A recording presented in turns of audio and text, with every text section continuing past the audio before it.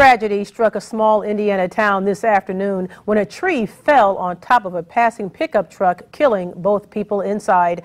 News Channel 15's Tony Sandlaben was at the scene and joins us live now in the newsroom with our top story. Tony.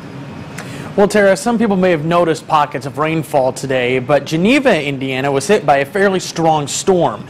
And officials say that it took a gust of wind to knock over a 20-year-old tree that then fell and hit a passing truck and killed both people inside.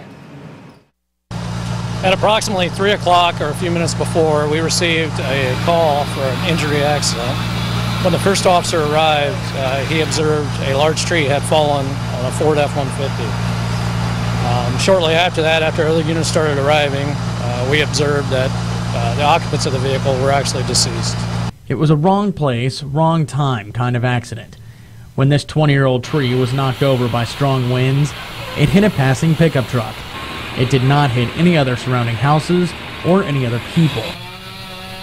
It's the kind of accident that left the Adams County coroner stunned. Have you guys ever seen something like this happen before? In my 20 years, I have not. The bodies were taken to Downing and Glancy Funeral Home, where they were identified by the Adams County coroner. The victims are a man and a woman.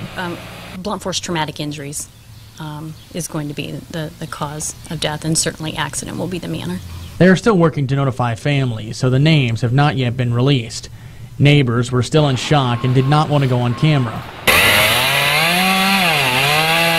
But one said he now plans to cut down the trees in his front yard. After the accident, the county coroner had a message. Kiss your loved ones every morning. The tree also hit a parked SUV that was nearby in the area and did a little bit of damage to it. We will continue to keep you updated on this story. Be sure to tune in to our website at wayne.com. Live in the newsroom, Tony Sandlaben, News Channel 15. Tony, thank you.